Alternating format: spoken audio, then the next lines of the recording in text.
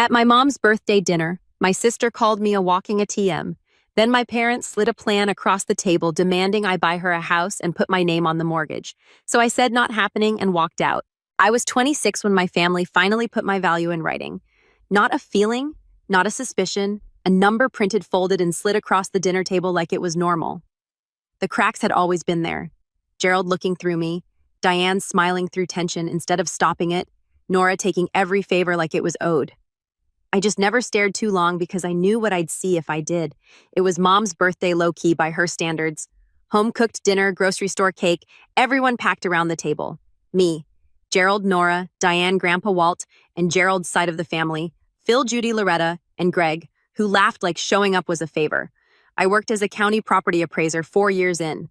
Steady, quiet work. I had my own place, my own car paid off years ago. I'd been handling my life since I was 19.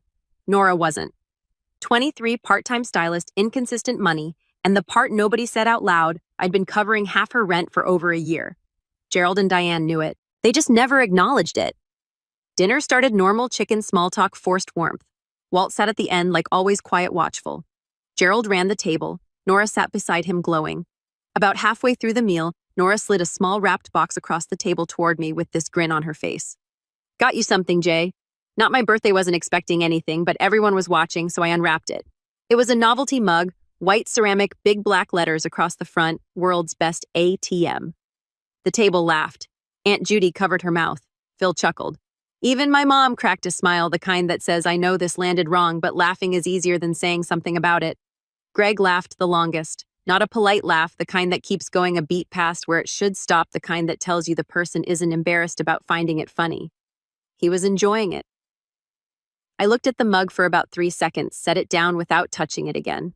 Hilarious, I said, flat dead. Nobody noticed the shift, or if they did, nobody said anything about it. That's how it always worked. Don't make waves, don't cause a scene, pretend everything's fine. 10 minutes later, Nora dropped the real bomb casual conversational. Said she was thinking about getting a new car, something reliable, maybe a little nicer than what she had now. Gerald nodded before she finished the sentence. You deserve it, Nora. You work hard. She works about 12 hours a week. But the car wasn't even the main event. Gerald leaned back, reached into his jacket pocket like he'd been carrying the paper around all night, waiting for the right moment, and slid a folded document across the table directly toward me. I picked it up and read it. It was neat, organized monthly dollar amounts, stretching forward, 12 months, a timeline, a breakdown of contributions, and I was the only name on the list. At the bottom, a signature line with my name pre-typed next to it, a family contribution plan. The numbers weren't small. I was supposed to help Nora with a house down payment, not just contribute cosign, put my actual name on a mortgage, and at the very bottom in smaller text, clearly meant to slip past without being noticed, a line about adding Nora as an authorized user on my credit card to build her credit history. I set the paper down, looked up at Gerald. Nora already toured 3 houses last week, he said, his tone conversational like this was all settled weeks ago. She told the realtor you'd help make it happen. I turned to Nora. She wasn't looking at me. She was looking at her plate. Not embarrassed, not guilty, just waiting. The way you wait for someone to sign something that was already decided. That's when Grandpa Walt cleared his throat. He hadn't said a word all evening, hadn't needed to, but he spoke up now and the entire table went still. Not because he was loud, because he never did this. I've been sitting here for 20 minutes, Walt said, and this is the craziest thing I've ever heard. Gerald shifted in his seat. Dad, this is a family matter. I know it's a family matter. That's why I'm the one saying it. Walt looked around the table slowly, deliberately. Then he fixed his eyes on Gerald. Jay pays half Nora's rent. Has been for over a year. You know that. Diane knows that. And you've been happy letting everyone else believe it was you. Dead silence.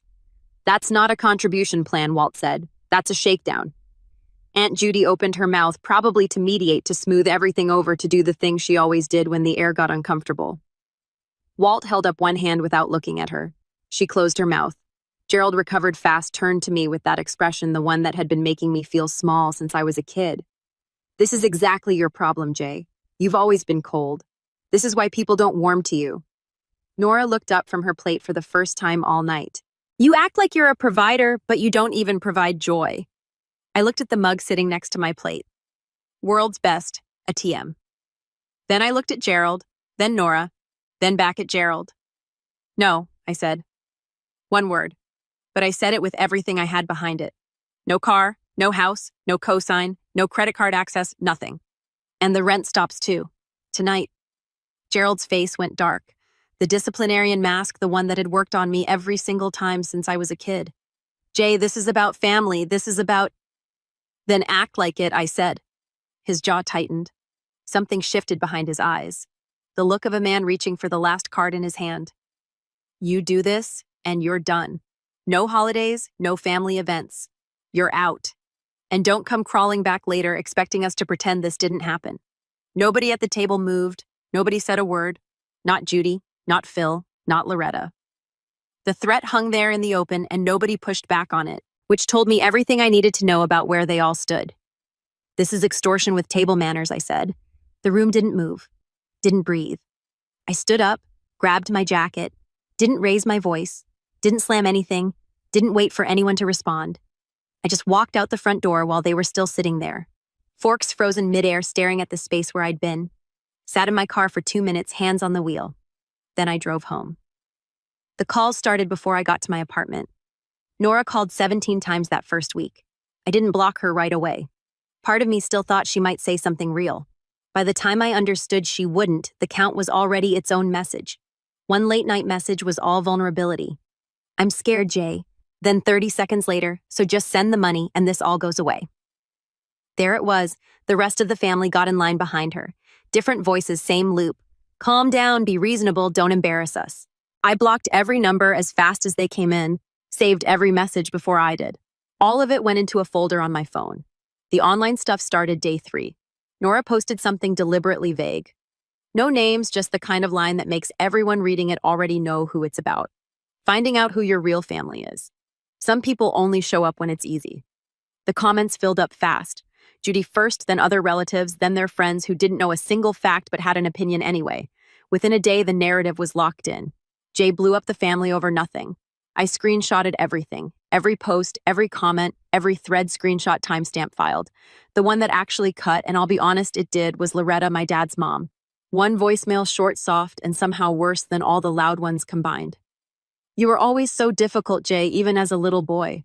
That's the kind of line that doesn't accuse you. It rewrites you, takes years of being squeezed and reframes the whole thing as a personality trait. You're not responding to being exploited, you're just difficult. Always have been. And enough people repeat it enough times and you start to wonder if they're right. The one person who called and actually said something useful was my Aunt Tanya, my mom's sister. She wasn't tangled up in the chaos the way the others were.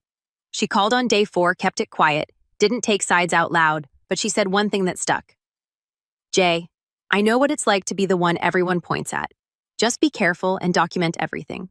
I'd spent my whole life thinking of Tanya as the quiet aunt who showed up at holidays and didn't make waves. Turns out she'd been through her own version of this years ago, something I only half remembered as a kid. She recognized what was happening before I'd even put words to it, and she was the only person in the entire family who warned me about it instead of pressuring me to back down. I thanked her, meant it completely. What none of them understood, not Greg, not Judy, not any of them, is that being the bigger person was exactly what I'd been doing my entire life. Every time I handed over rent money without being asked, every time I said yes to something I didn't agree with because saying no would have started a war, every time I swallowed the humiliation and kept moving because keeping the peace was what the family expected of me. I was done being the bigger person. It hadn't gotten me a single thing.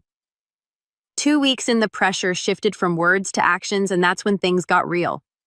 Wednesday morning, I was at my desk at the county office halfway through an assessment report when my supervisor, Carol, called me into her office. No warning, just a short email that said, "Come see me when you get a minute." When I walked in, she looked uncomfortable. Not angry, uncomfortable the way someone does when they've been handed something awkward and don't know what to do with it yet. "Jay, I got a phone call this morning," she said, "from a man who said he was your father. He identified himself as Gerald. Said he was concerned about your mental state. Said you'd been acting unstable and he was worried something might happen at work." The cold feeling in my chest wasn't panic. It was something steadier than that, something that clicked into place. "Did he give you any specifics?" I asked, calm, no edge. "Not really, just general concern." He sounded worried. I sat down, kept my expression neutral. Carol was watching me carefully, not because she believed what Gerald had said, but because the call had to be documented. I gave her the short version: family conflict, financial demands I'd refused. My dad had a reason to want me discredited. I kept it factual, no emotion, no dramatics, Just the situation laid out clean. Carol wrote it down, said my performance file was spotless, and that as long as it stayed that way, there was nothing to worry about. I thanked her and walked back to my desk, pulled out my phone, logged at date time, everything Carol had said.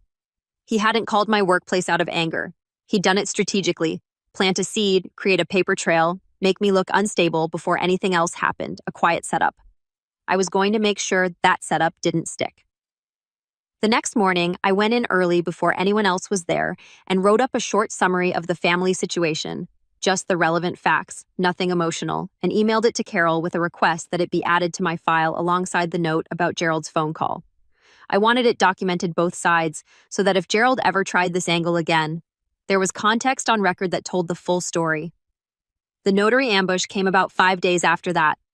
I got home from work to find a note taped to my front door, handwritten surprisingly neat, from Aunt Judy and someone named Don, a guy I'd never met who turned out to be a notary Judy knew from somewhere. The note said they wanted to stop by and talk things through and that they had some paperwork that could help resolve this quickly. Paperwork with a notary present. I knew exactly what that was. A loan agreement or some kind of family contract that would lock me into paying for Nora going forward. Something with a signature line and a notary stamp that would make it binding. They showed up 2 hours later. I watched through the peephole. Didn't open the door. Judy knocked 3 times, waited, knocked again, said something about how she was just trying to help everyone move forward. Don stood next to her holding a manila folder, looking bored out of his mind. 5 minutes. They waited 5 minutes, then left. I'd recorded the whole thing on my phone held up near the peephole.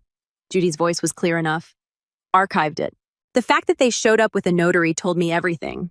They were trying to manufacture a binding obligation. A trap with a signature line and some garbage about helping everyone move forward. Gerald started showing up places around that time, not following me, nothing that obvious or traceable, just appearing. The gas station near my apartment, the grocery store I hit on weekends, the parking lot of the hardware store, standing there scrolling his phone like he just happened to be in the neighborhood. Each time we'd lock eyes for about 2 seconds. Neither of us said a word. Then one of us would leave. I started changing everything. Different gas station, different grocery store, varied my route to work, kept my head up every time I walked into a new space. Then Gerald pulled a move I didn't see coming. About a week after the surveillance started, my building manager called me into his office, said he'd received a written complaint. Someone had filed a formal noise and nuisance report against my unit, claimed I'd been causing disturbances, loud arguments, late-night activity, the whole list. The kind of generic complaint that doesn't require proof, just a signature and a mailing address. I asked who had filed it. He showed me the form. Gerald's handwriting. Gerald's, the complaint was fiction, every word of it. But it was on paper now in the building's records, and that was the point. I took a photo of the complaint form, added it to the case, then I sat down with my building manager and walked him through the situation. The dinner, the financial demands, the paperwork trap they tried to spring on me, the harassment since then. Kept it calm, kept it factual. He looked at the complaint form and shook his head. I'll note it in the file, he said, but I want your version documented alongside it. 2 complaints in 2 different places, both fiction, both on record. Gerald was trying to put my life on paper without me. 3 weeks in, my mom called. Jay, please come over. Something's wrong. I don't want to bother you, but I don't know who else to call. My gut said no, but it was my mom. I went. The living room was full when I walked in.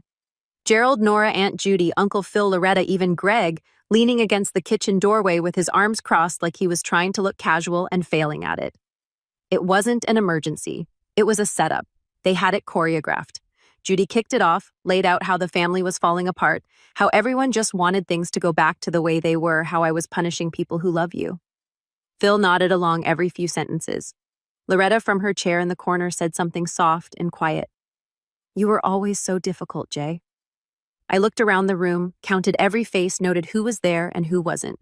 Grandpa Walt was not in the room. I pulled out my phone, opened the voice memo app, hit record, set it face down on the arm of the couch, microphone pointing outward. Go ahead, I said. Keep going. They kept going. For about 20 minutes, they took turns explaining what I owed Nora, what I owed the family, what I owed my parents just for being raised. Judy got emotional, real tears, the kind that come from genuinely believing your own performance. At one point, she turned to me with this sincere, almost warm expression and said, You're good at fixing things, Jay. That's your role in this family. That's the problem. I said quiet, flat. She blinked, kept going like I hadn't spoken. Nora sat through the whole thing with her arms crossed, staring at the carpet. I let them finish. Then I picked up my phone, recording still running, and said I appreciate the effort. Nothing changes. I'm leaving. Walked out. The drive home was quiet. 20 minutes of people I'd grown up with listing reasons why I owed someone my money. Not one of them had asked a single question about how I was doing. They'd just come with their list and expected me to fold. Walt called me an hour later, furious, and gnawed at me. They told me you were coming over to hang out, he said, his voice tight, in the way it gets when he's angrier than he's letting show. They lied to get me out of the house so they could set you up. Yeah, I said they did. That's manipulative. That's a straight-up ambush, Jay. I know, but now I have it on tape. Walt went quiet for a second. Then good. That gave me something valuable. Someone who'd seen the dinner, someone they'd deliberately kept away from the ambush, and someone who was pissed enough to back me up. I installed cameras the next week. 3 small ones. One pointed at my front door from inside, one covering the hallway outside my apartment, and one tucked on a shelf catching the living room and kitchen. Nothing expensive, the kind you pick up at any electronics store. I told nobody about them. The break-in happened on a Thursday evening. I came home from work and the door was unlocked. Not forced, not damaged, just open. Sitting there like someone had used a key, walked in, done what they needed to do, and left. My laptop was gone. A small portable scanner I used for work. And the thing that hit hardest, the thing that made something tighten in my chest in a way none of the other stuff did. My great-grandfather's watch was missing from the dresser. A plain silver watch that had belonged to Walt's father. My great-grandfather, the one I only knew through stories. Walt had put it on my wrist when I was 15 and said, keep time for the men who couldn't. Not expensive, just the last physical thing I had left of him. Gone. But he hadn't taken everything. On the kitchen counter right in the middle where I'd see it the second I walked in was the mug. The white ceramic one. World's best ATM. I hadn't displayed it. I'd left it in a drawer after the dinner, shoved it in the back where I didn't have to look at it. He'd gone looking for it, found it, set it out. That wasn't theft, that was a statement. I checked the camera footage before I did anything else. The video was grainy but workable. Hands working the lock with a key, a figure moving through the apartment loading items into a bag. The face stayed angled away. Whoever did it knew about cameras or was just being careful. But the build was right. The jacket was right. The way he moved through the space, confident, unhurried, like he knew the layout, that was right too. I called the police, filed a report, gave the officer the footage and the full timeline of everything that had happened since the dinner. He took it all, wrote it down, and said someone would be in touch. That night, I sat on my couch with the door locked, new lock installed that same evening, and went through the evidence folder on my phone one more time. Every screenshot, every voicemail, every recording. And then I started thinking about the bank stuff. Gerald had been building paper trails everywhere. The workplace call, the building complaint, the notary visit. All of it designed to create records that painted a certain picture. That pattern made me wonder what other records existed that I didn't know about. I pulled up every account I could think of. The joint account with Nora, the family savings account I'd been putting money into since I was 16. A handful of others with my name on them from years back that I'd never bothered to check. Every statement showed the same thing. Money moving in directions I'd never authorized. Most of those accounts had been opened when I was a minor with Gerald listed alongside me. One of those family convenience choices that turns into a weapon later. I'd never cleaned it up because I'd never imagined I needed protection from him. The joint account had about $2,400 in it, all from me. I transferred every cent to my personal account the next morning, then I closed it. I was building a file, piece by piece, and every single piece was starting to connect. The police took their time 10 days before a detective called back. When she did, we sat down for 2 hours and went through the footage. She had enough to move forward. A week after that meeting, the detective called again. They'd tracked my laptop through a pawn shop intake log and a serial number. The pawn paperwork gave them enough to bring him in without it being just family drama anymore. Gerald didn't just pawn what he could, he kept the key on him. When they questioned him, they took it, bagged it, logged it, and eventually they handed it back to me like it was just another piece of property. Some of the stolen stuff surfaced fast. Pawn shop paperwork is boring until it saves you. My laptop and the scanner showed up first. The watch took longer, but it came back too. Not because anyone had a conscience, but because paper trails don't care about excuses. I needed to move. My apartment didn't feel safe anymore. Not after the break-in, not after the cameras, not after Gerald showing up everywhere I went. So I applied for a 1-bedroom near the county office. Standard stuff. Income verification, employment check, credit pull. They called me back 2 days later. Denied. The woman on the phone said there was a flag on my credit report, something recent. Didn't match the rest of my history. Told me to pull my own report and look into it. I did. That night, there it was. A title loan opened 6 months ago, attached to my vehicle. $4,800. My name, my social security number, my signature, none of which I had provided. The title had been at Diane's house for years, safe in the family file cabinet. I'd never thought to take it back because I'd never thought I needed to protect myself from my own father. Gerald had opened this before the dinner before any of this blew up. It had been sitting on my report for months, quietly doing damage I didn't know about. And it wasn't just open, it was behind, late enough to throw a shadow across everything I tried to do next. I wanted to put my fist through the table, sat there for about 10 seconds with my jaw clenched, then I started logging.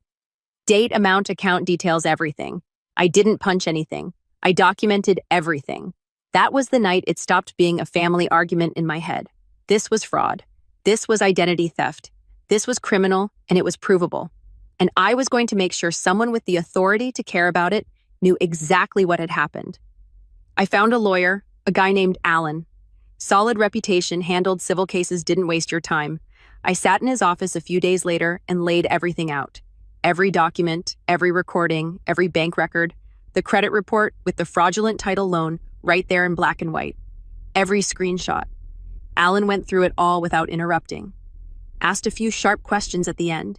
He laid out the strategy. 2 tracks running simultaneously. First track, criminal complaints, fraud, identity theft. The title loan was the clearest piece. $4,800 extracted using my identity, my forged signature, and my social security number. Alan got copies of the original loan paperwork directly from the lender. The signature was close good enough to fool a clerk on a busy afternoon, but it wasn't mine. And the social security number had been pulled from old documents Gerald had kept from my childhood. That was a crime. Second track, civil lawsuit. Everything Gerald had taken from me, documented and priced. The forged title loan, the joint account, drained the family savings account, one I'd been contributing to since I was 16, which I discovered he'd been pulling from for years. When I finally checked the balance, it was down to $6,200. I withdrew it all, closed the account. The total damage across every account and every form of financial manipulation added up to more than $13,000. Alan also recommended cease and desist letters immediately. One to Gerald, one to Judy. Formal on letterhead, the kind of document that tells people the rules have changed. I paid Alan's retainer that same week $3,500. It hurt. That was money I'd been building carefully for months. I picked up freelance appraisal work on weekends to cover the gap. Inspections for private sales, the kind of jobs that paid decent but took up hours I didn't have. I didn't complain about it. Not once. This was what it cost to fight back properly. I was willing to pay every cent of it. The cease and desist letters went out within a week, and instead of backing off, Gerald's side doubled down. He had a lawyer, too. That fact alone told me he'd been preparing for this longer than I thought. You don't retain legal representation the moment someone says no at a dinner table. This had been anticipated. His lawyer sent a response letter claiming implied consent. The argument was that because I'd been supporting Nora financially for over a year, I had established a pattern that she was legally entitled to continue relying on. It was a stretch. Alan said as much plainly, but it was enough to buy time. The stalling got worse after that. Missing documents, requests for continuances, confusion about dates. Every time Alan pushed, Gerald's lawyer found a way to buy another week. It was a grind. Slow, frustrating, expensive. Alan warned me early and clearly. One moment of lost composure in court on record anywhere official, and they would use it to paint me as unstable and emotional. That was the play Gerald's lawyer was banking on. Get me to react, then point to it and say, look, this is who he really is. I didn't give them that. When I was on record, I referred to Gerald as Sir, not out of respect, out of distance. It was a signal, deliberate, cold, and unmistakable. This wasn't a father-son argument anymore. It was a legal matter. And I was going to treat it exactly like one. Say it again slower. I told Gerald during one recorded phone call he'd initiated one where he'd started demanding I stop this whole circus and come back to the family. I want the recording clean. He hung up without another word. The recording was crystal clear. The hearing was on a gray Tuesday in late autumn. I wore a plain dark suit, no tie, sat next to Alan on one side of the room. Gerald was on the other side with his lawyer. Nora was off to the side in the gallery. She looked smaller than I remembered, quieter. I didn't look at her for long. Then Grandpa Walt took the stand, 74 years old, button-up shirt, his good jacket sitting up straight like he'd been waiting for this. When the judge asked him to describe his relationship to the parties, he said it plainly, "I'm Diane's father, and I'm Jay's grandfather." He was asked to describe what he witnessed at the birthday dinner, and he did slow, thorough, every detail, the gag gift, the contribution plan, the way Gerald had presented the whole thing like it was already decided, the way Nora had mentioned a realtor before Gerald even brought up the house. Then the judge asked about the financial support, whether Walt had direct knowledge that Jay had been paying Nora's rent. I found out that night Walt said Gerald had let everyone in the family believe he was the one covering it. He wasn't. Jay had been for over a year. He paused, looked across the room at Gerald. "I should have asked sooner. That one's on me." Gerald's lawyer tried to cross-examine, asked whether Walt was just going on what Jay had told him or whether he had independent knowledge. Walt looked at her with an expression that could have frozen the room. "Ma'am, Jay printed the statements and handed them to me the week after that dinner. His name is on every single deposit. Gerald's name isn't on one." Silence. Gerald's lawyer shifted in her seat. Gerald himself stared at the table in front of him. Alan waited, let it hang there, made sure the judge felt every second of it before he moved on. The turning point arrived during Gerald's own testimony. He'd been solid up to that point, measured, reasonable, playing the role of the concerned father who just wanted to help his daughter succeed. His lawyer had prepped him well. He spoke in calm sentences and used words like responsibility and family unity. He sounded credible to anyone who didn't know better. Then Alan stood up. The first few questions were easy, just establishing basic facts, getting Gerald comfortable. Then Alan pulled out a printed copy of a text message thread Gerald to Judy obtained through Discovery. "Can you read this message for the court?" Alan said. The one dated 3 days before the birthday dinner. Gerald read it. His jaw tightened the first crack. The message said, "We all agreed he'll calm down and pay later. Just keep the pressure on." The room went quiet. Not a gasp, not anything dramatic, just dead air. The kind that lands when someone says something true in a place where lies don't work anymore. Gerald tried to spin it, said it was out of context, said we didn't mean what it sounded like. His lawyer objected. Alan had 3 more messages in the same thread, each one tightening the same picture. The out-of-context defense started looking thinner with everyone. And that's when Aunt Judy, sitting in the gallery, cracked it wide open. She'd testified earlier that morning briefly about the notary visit. She'd been vague and evasive, the way people get when they know they're standing on thin ice. But when the message thread came up during Gerald's cross-examination, she blurted out loud enough for the court reporter to catch every word. "We didn't think he'd actually go this far." Every head in the room turned. The judge's head snapped up. "Ms. Judy," he said, sharp as a gavel, "you are not testifying right now. One more outburst and you will be removed from this courtroom."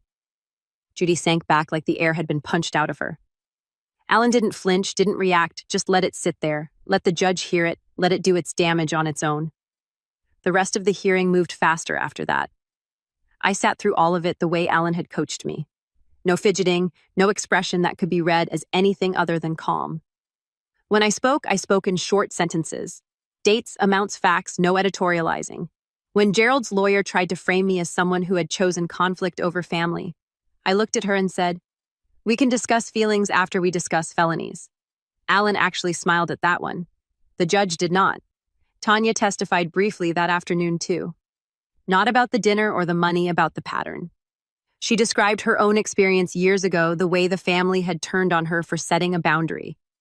It gave the judge context, showed that what happened to me wasn't a one-time thing. It was how this family worked. The verdict came down 2 weeks later in writing. I read it at Alan's office, sitting in the same chair where I'd first laid out the whole mess months earlier. A civil judgment for the full documented amount, a protective order, and a written finding that the fraud and identity theft claims were supported by evidence. Enough that the criminal complaints stopped being family stuff and started being a file with teeth. Not a prison sentence, not a dramatic collapse in front of a courtroom full of strangers, but it was permanent. It was documented, and it was real. It was also, for the first time in this whole thing, the truth on the record, where it couldn't be rewritten or minimized. Things didn't blow up overnight. They came in slow, steady, over weeks and months. But every single one landed. Gerald's landscaping business, the small lawn care company he'd built over 15 years, quietly folded about 6 weeks after the verdict. Word of mouth in a small town, a handful of clients saw the court records and stopped calling. Gerald lost the thing he valued most, the appearance of being a man who had his life under control. Aunt Judy went quiet after the verdict. The kind of quiet that means the game is over and everyone knows it. Phil sent one text. I hope this works out for everyone, which was about as much emotional investment as Phil had ever shown about anything. Greg disappeared. Loretta never acknowledged any of it happened. Nora was the one I paid closest attention to. She tried to reach me at first. I blocked everything. 2 months later, Tanya told me Nora had gotten her own lease salon work, plus a second shift at a dry cleaner. For the first time in her adult life, she was figuring it out. 23 years of being told you're the golden child doesn't make you strong. It makes you brittle. Tanya became something real after that. Not dramatic, just consistent. A text every couple of weeks, a check-in on my birthday. She'd been through her own version of this years ago. She understood what it cost. 3 months after the verdict, I went to my mom's place. Not to reconcile, not to make peace. There was a box of old stuff at Diane's house I needed back. Photos, documents from when I was a kid. Things I wanted before I closed out that address entirely. Diane opened the door when I knocked. She looked tired, like something inside her had finally stopped running. She stepped aside to let me in. Didn't say anything. I grabbed the box from the hallway closet. Took about 3 minutes. When I turned to leave, she was standing in the kitchen doorway. "Jay," she said. I stopped, didn't turn all the way around. I know it doesn't change anything. Her voice was steady. I chose peace over you for years, and I told myself it was the right thing to do because it was easier. It wasn't the right thing. I stood there for a second. Let that settle. Yeah, I said it wasn't. She didn't cry or ask for forgiveness. She didn't dress it up into something smaller. She just nodded once and stared at the floor. I left. About a week later, on a Saturday morning, I wrote 2 words on a plain sheet of paper and slid it into an envelope with the spare key the police had returned to me. I didn't take it to Gerald. I took it to Alan's office and left it with the receptionist, letting it move through official hands like everything else had. Alan mailed it certified. The note said, "No access." An hour later, my phone buzzed from an unknown number. "You think you're better than all of us now?" I stared at it, then sent back, "You don't miss me. You miss access." Then I blocked the number. The old photos were still spread across my table. I pushed them aside and opened the small evidence bag from the pawn shop recovery. The watch dropped into my palm. My great-grandfather's, the one Walt put on my wrist when I was 15. I held it for a long moment, then strapped it on where it belonged. Once the protective order was filed and the payments cleared, I changed everything. Address routines number, quietly. Like closing a door that doesn't need to be slammed. Outside, the city kept moving. And for the first time in 26 years, nobody else had a key to my life.